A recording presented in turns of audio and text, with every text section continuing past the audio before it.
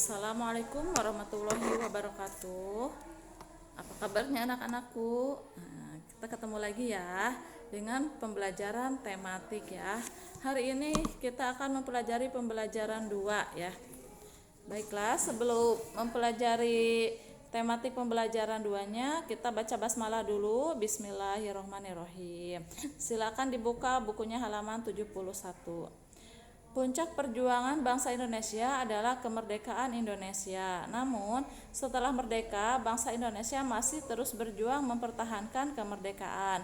Apa saja peristiwa dalam upaya mempertahankan kemerdekaan Indonesia? Pelajarilah uraian berikut ini. Namun, sebelumnya, amatilah lagu bertema kemerdekaan Indonesia dan gambar tarian tradisional berikut ini. Di sini ada lagu Hari Merdeka. Lagu Hari Merdeka merupakan diatonis, mayor atau minor?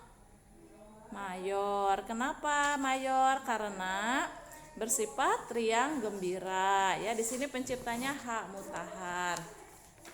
Biasanya ini dinyanyikan pada Agustusan ya, 17 Agustus tahun 45 dan seterusnya. Sekarang kita amati gambar tarian tradisional. Di sini ada beberapa pola tarian ya. Di sini ada yang tari tunggal, ada yang tari berpasangan, dan ada yang tari kelompok. Ya, boleh silakan diisi gambar yang tabelnya. Lengkapilah tabel berikut ini. Nama tarinya apa? Asal daerahnya dari mana? Jenis tarinya apa? Jenis tarinya tari tunggal, berpasangan atau berkelompok ya. Silakan ditulis di situ. Berarti tugas hari ini halaman 72 ya. Baiklah, setelah mengerjakan itu kita ke halaman 73. Kita kan sudah mempelajari tentang pola lantai. Kita bahas lagi ya. Pola lantai adalah jalur garis rantai yang dilewati penari, baik penari tunggal, penari pasangan maupun penari kelompok. Pola lantai disebut juga gerak pindah tempat. Gerakan ini dilakukan dengan variasi tertentu. Pola lantai pada garis besarnya terbagi ke dalam dua bentuk, yaitu garis lurus atau garis lengkung. Pola lantai yang berbentuk garis lurus misalnya sebagai berikut. Di sini ada yang mendatar, maju mundur. Mendatar itu berarti ke samping ya. Pola lantainya ke samping. Kalau maju mundur depan belakang. Kalau serong berarti menyerong. Terus yang keduanya pola lantai yang berbentuk garis lengkung, misalnya seperti berikut, setengah melingkar dan melingkar. Penyusunan pola lantai pada tarian bergantung pada kreativitas koreografer atau pecinta tarian. Pola lantai ini menjadi bagian penilaian yang penting dalam perlombaan tari. Pola lantai pada umumnya disesuaikan dengan makna atau tema dari tarian. Selain itu, penyusunan pola lantai juga harus memperhatikan unsur ruang, arah, fokus, level, kepadatan, keleluasaan, dan desainnya. Mungkin itulah penjelasan tentang berbagai macam pola lantai. Baiklah, kita beralih ke halaman 75. Peristiwa sebelum dan sesudah proklamasi ya. Pada awal Maret 1942, pemerintah Hindia Belanda menyerah tanpa syarat kepada tentara Jepang di Indonesia. Kedatangan Jepang itu merupakan babak baru dalam perjuangan bangsa Indonesia melawan Jepang. Sejak awal Maret 1942 sampai tahun 1945, yaitu selama 3,5 tahun, tentara Jepang menduduki seluruh Nusantara. Dalam masa pendudukan Jepang di Indonesia berlaku hukum perang Jepang. Semua kegiatan politik dilarang. Tenaga manusia Indonesia dan kekayaan alam dimanfaatkan untuk kepentingan perang antara Jepang dengan sekutu. Untuk memikat rakyat Indonesia agar membantu Jepang dalam perang Asia Timur Raya, maka para pemimpin Indonesia dilibatkan dalam pemerintahan Jepang. Untuk menghadapi kekerasan Jepang, para pemimpin Indonesia menempuh jalan perjuangan tidak terbuka. Sebagian rakyat Indonesia seolah-olah bersedia bekerja sama dengan Jepang agar rakyat tidak lebih tersiksa. Meskipun penjajahan Jepang sangat kejam, semangat perjuangan bangsa Indonesia tidak pernah kendor, bahkan semakin membara.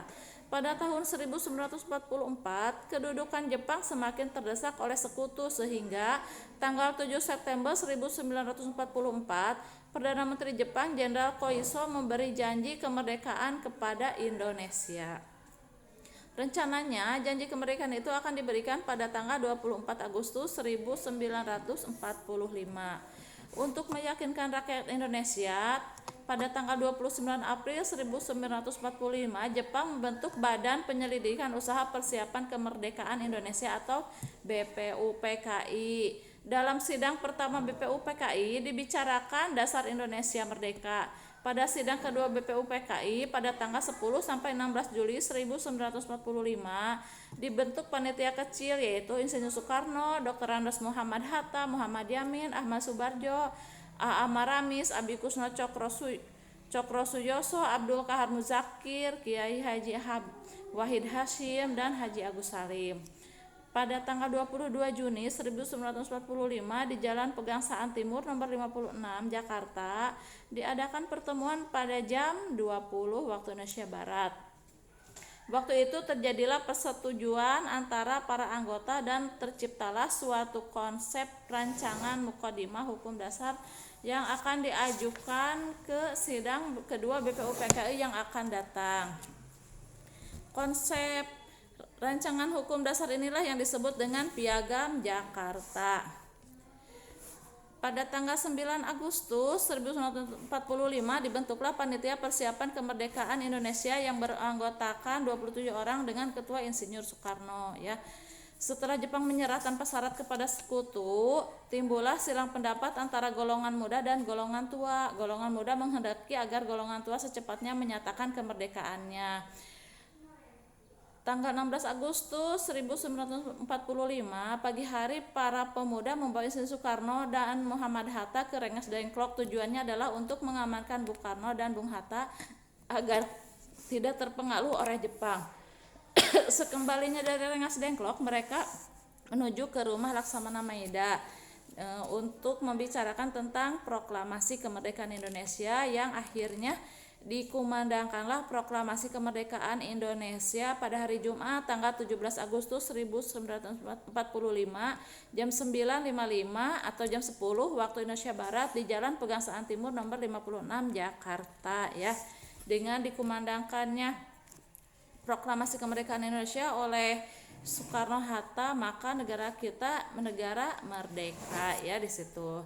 Nah, silakan untuk lebih jelasnya kalian baca halaman 75 sampai 77. Sekarang kita beralih ke halaman 79. Tentang IPA lagi ya. Nih, coba pada pembelajaran kemarin kita sudah mempelajari bahwa panas yang diserap atau dilepaskan akan mengubah suhu benda. Namun, panas yang diserap atau dilepaskan suatu benda tidak hanya menyebabkan perubahan suhu benda, tetapi juga perubahan wujud benda dari wujud ke wujud lainnya. Bagaimana panas dapat mengubah wujud benda? Apa yang akan terjadi jika es dipanaskan di atas kompor?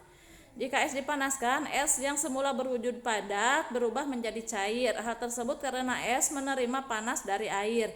Jika pemanasan terus dilakukan, maka air akan terus menerima panas sehingga air yang berwujud cair berubah menjadi uap air atau gas.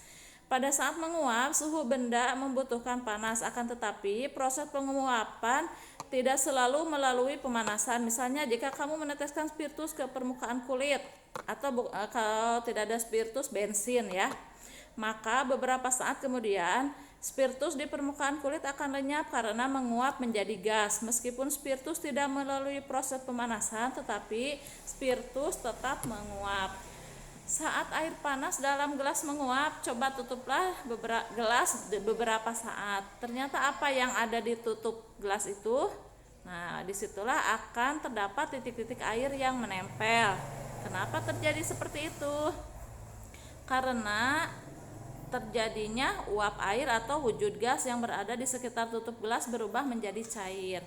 Titik-titik air tersebut terbentuk karena suhu tutup gelas lebih rendah daripada suhu uap air. Uap air yang berada di sekitar tutup gelas melepaskan panas pada tutup gelas sehingga tutup gelas menjadi lebih panas.